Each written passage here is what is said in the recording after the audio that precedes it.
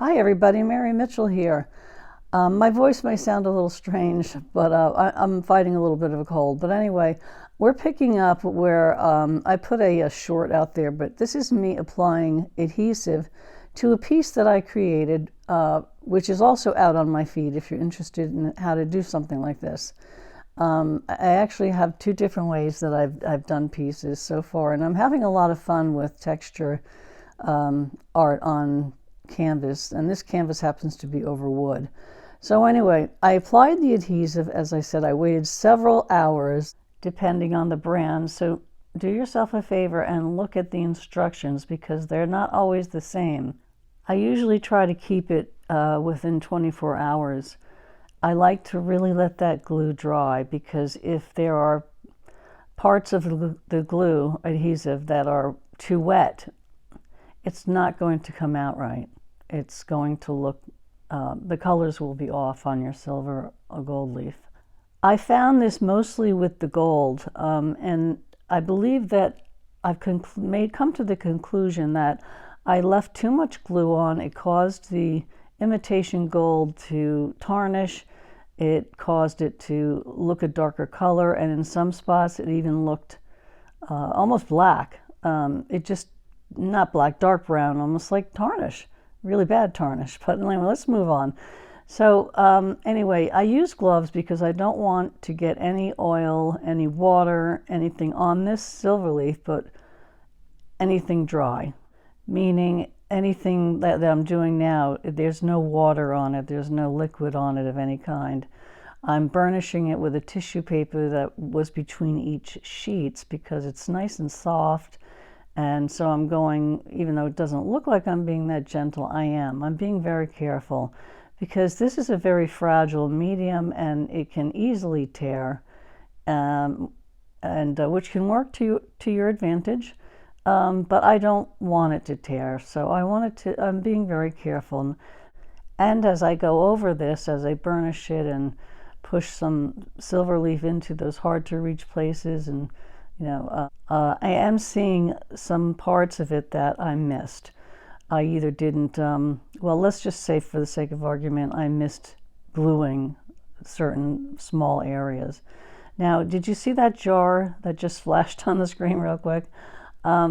Anyone who's watched any of my videos like this will see that I keep any good sized piece or chunk of leaf that comes off, that I brush off, unless it's small, I keep them in a jar. And that's a really good thing to do for pieces that like this that are very textured. You can use those instead of an entire sheet.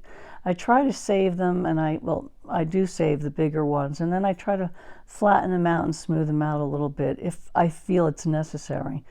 And I did use many pieces from the jar to get in those hard to reach places. And now you'll see me using a soft brush with the tissue to get some more of that silver leaf in there.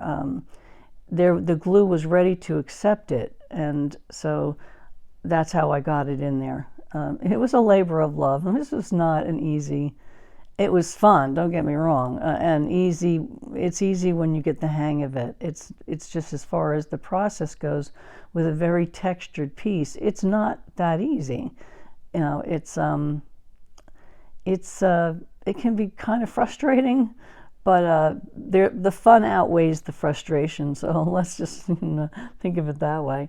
So and anyone will tell you that is the best part, is brushing off that excess. It's so satisfying. It's my favorite part. It's really my favorite part.